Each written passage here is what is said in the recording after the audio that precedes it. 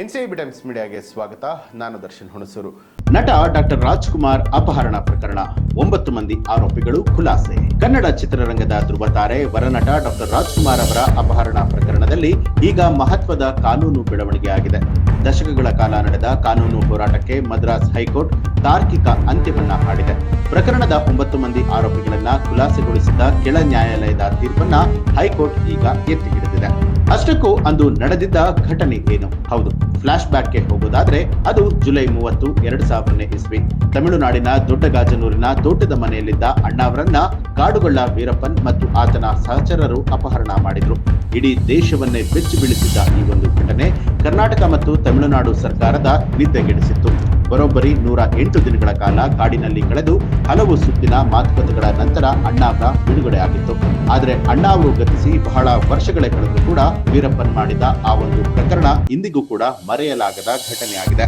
ಪ್ರಕರಣದ ಸುದೀರ್ಘ ವಿಚಾರಣೆ ಮತ್ತು ಸಾಕ್ಷ್ಯಾಧಾರಗಳ ಕೊರತೆ. ಇನ್ನು ಅಪಹರಣದ ಸಂಬಂಧ ತಲವಾಡಿ ಪೊಲೀಸರು ವೀರಪ್ಪನ್ ಸೇರಿದಂತೆ 10ಕ್ಕೂ ಹೆಚ್ಚು ಮಂದಿಯ ವಿರುದ್ಧ ಪ್ರಕರಣವನ್ನ ದಾಖಲು ಮಾಡಿದ್ರು. ಆದರೆ 2004ರಲ್ಲಿ ವೀರಪ್ಪನ್ ಎನ್ಕೌಂಟರ್ನಲ್ಲಿ ಹತನಾದ ಬಳಿಕ ಉಳಿದ 9 ಮಂದಿಯ ವಿರುದ್ಧವೂ ಕೂಡ ಗೋಪಿಚೆಟ್ಟಿಪಾಳ್ಯಂ ನ್ಯಾಯಾಲಯದಲ್ಲಿ ವಿಚಾರಣೆ ಮುಂದುವರೆದಿತ್ತು. 18 ವರ್ಷಗಳ ಸುದೀರ್ಘ ವಿಚಾರಣೆಯ ನಂತರ 2018ರಲ್ಲಿ ನ್ಯಾಯಾಲಯವು ಆರೋಪಿಗಳನ್ನ ಬಿಡುಗಡೆ ಮಾಡಿತ್ತು. ಪೊಲೀಸರು ಸರಿಯಾದ ಸಾಕ್ಷ್ಯಗಳನ್ನ ಒದಗಿಸಿದ ಕಾರಣ ಆರೋಪಿಗಳು ಖುಲಾಸೆಗೊಂಡಿದ್ರು. ಬಳಿಕ ಹೈಕೋರ್ಟ್ ಮೊರೆ ಹೋದ ಪೊಲೀಸರು. ಯಾವಾಗ ಗೋಪಿಚೆಟ್ಟಿಪಾಳ್ಯಂ ನ್ಯಾಯಾಲಯ ಆರೋಪಿಗಳನ್ನ ಖುಲಾಸೆಗೊಳಿಸಿತ್ತೋ ಆಗ ಕೆಳ ನ್ಯಾಯಾಲಯದ ಈ ತೀರ್ಪನ್ನ ಪ್ರಶ್ನಿಸಿ ತಮಿಳುನಾಡು ಪೊಲೀಸರು ಮದ್ರಾಸ್ ಹೈಕೋರ್ಟ್ಗೆ ಮೇಲ್ಮನವಿ ಸಲ್ಲಿಸಿದ್ರು.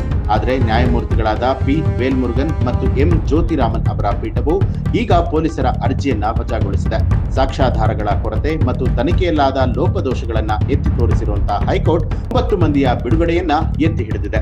ಈ ಮೂಲಕ 24 ವರ್ಷಗಳ ಸುದೀರ್ಘ ಹಳೆಯ ಪ್ರಕರಣವೊಂದು ಕಾನೂನಿನ ಅಂಗಳದಲ್ಲಿ ಮುಕ್ತಾಯ ಕಂಡಂತಾಗಿದೆ. ಈ ಮಾಹಿತಿಗೆ ಸಂಬಂಧಪಟ್ಟ ಹಾಗೆ ನಿಮ್ಮ ಅನಿಸಿಕೆಯನ್ನ ಕಮೆಂಟ್ ಮಾಡಿ. ಹಾಗೆ ನೀವಿನ್ನೂ ಕೂಡ ನಮ್ಮ ಚಾನೆಲ್ ಅನ್ನ ಸಬ್ಸ್ಕ್ರೈಬ್ ಮಾಡಿಲ್ಲ ಅನ್ನೋದಾದ್ರೆ ಈಗಲೇ ಸಬ್ಸ್ಕ್ರೈಬ್ ಮಾಡಿ, ಬೆಲ್ ಐಕಾನ್ ಒತ್ತಿ.